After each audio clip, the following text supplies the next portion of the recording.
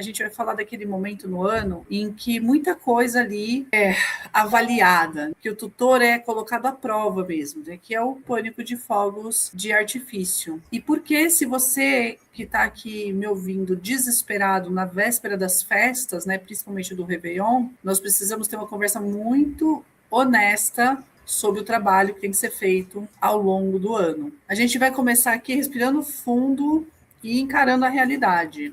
Todo ano é a mesma coisa. Chega o mês de dezembro e as pessoas me enchem de mensagens, de perguntas por um truque, uma gotinha milagrosa, aquele segredo para o cachorro não surtar no ano novo e nas festas com os fogos. Muitos lugares hoje já é proibido ter aqueles fogos, né, que é barulho. Mas aqui eu estou falando de uma questão que até mesmo aqueles fogos coloridos são problemáticos. A primeira coisa que eu preciso dizer para você, com toda clareza e respeito do mundo, é que não existe solução de última hora. Quem te vende isso está mentindo e quem compra está tentando aliviar a própria culpa e não o sofrimento do cachorro. Ou tem um grau ali de desconhecimento. E para a gente resolver esse problema, a gente precisa entender o que está acontecendo dentro da cabeça do seu cachorro. Primeiro ponto, né? O que é o medo? Qual que é a diferença entre susto e pânico? Tem gente que confunde, né? O susto do cachorro,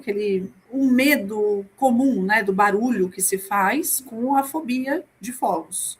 O susto, ele é uma coisa que vai acontecer. Então, eventualmente, o cachorro fica mais ofegante, ele acaba latindo para os fogos, ou qualquer barulho alto, né, que possa acontecer. O cachorro acaba ficando alerta, ele olha para os lados, mas aí ele volta ao normal. Quando cessa o barulho, ele vai voltar ao normal, vai comer, vai se coçar, fazer o processo de limpeza dele, né, que começar a se limpar, né, se lamber. E isso é normal. Agora, o que aparece, né, de acidentes de verdade nessas épocas, não só nessa época de festas, mas quando tem jogos, né, que vão vir também, vai vir a Copa do Mundo, é a fobia mesmo, né? É aquela coisa que gera uma resposta, não vou falar exagerada, porque não existe isso, exagerada é o que foge do que é esperado.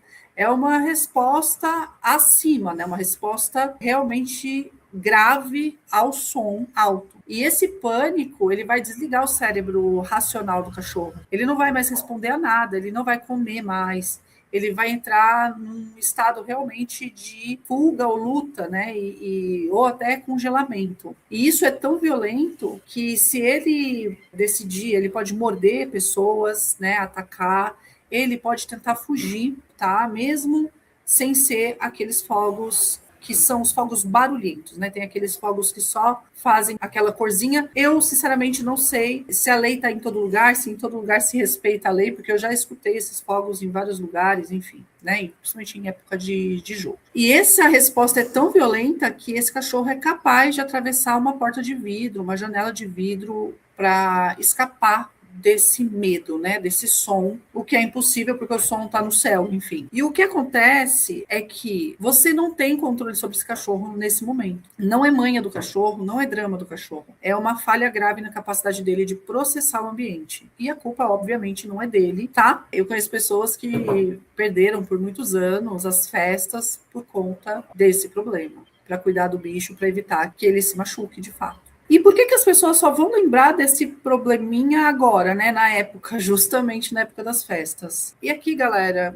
eu tento suavizar, mas assim, isso aqui vai entrar um pouco de comportamento humano, né? Porque a gente espera chegar muito perto do evento, então, o evento de futebol, o evento do fim de ano, que vai ter aquele problema. A gente é mestre em procrastinar, né? A gente é mestre em deixar para depois, esquece que o tempo passa, e o ano inteiro o cachorro dá sinais, então passa uma moto, estoura o escapamento, o cachorro dá aquele susto, mas aí ele fica meio apavorado, depois passa, ou tem o jogo de futebol, rolam fogos, ou por qualquer outro motivo, né? Que a gente sabe como funciona. E o cachorro mostra, mas aí passa, então aquela coisa, deixa para amanhã, e o cachorro vai sendo deixado de lado, tá? A gente vai deixando aquilo para amanhã. E o amanhã, galera, passa muito rápido.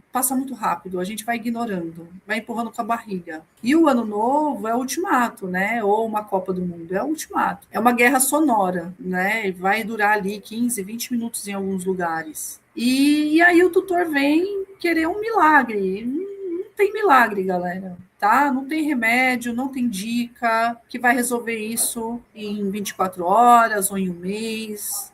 É uma construção de medo que foi alimentada durante a vida do cachorro, porque esse pânico ele pode ser uma junção da genética do cachorro, mais medroso, com um comportamento humano que acaba alimentando mais e mais esse medo, com comportamentos mesmo. Eu vou falar mais sobre isso daqui a um pouquinho. Não é justo com o cachorro, não é justo nem com você. Você vai ficar refém do desespero dele. Deve saber isso mais do que eu, né? Mas Ale, tá bom, eu trabalho, eu não tenho tempo, eu só lembrei agora, tá tudo certo, tá? O importante é olhar e falar assim, vamos resolver daqui para frente. Você escolheu tutelar a vida do cachorro, né, cuidar dele, e por isso também gerenciar os riscos dessa vida, e a gente quer que seja tudo muito confortável. Pode ser que você tenha também adotado o cachorro há pouco tempo, percebido que ele tem medo de barulho há pouco tempo, sem chance de agir, né? Então você está aqui para procurar uma solução rápida. Eu posso te dizer que existe redução de danos e não solução rápida. E como eu disse no título, qualquer solução rápida vendida como milagre pode causar danos, tá bom? Eu era criança e a minha avó tinha um pastor alemão, que era uma mistureba, né? Eles falavam que era capa preta.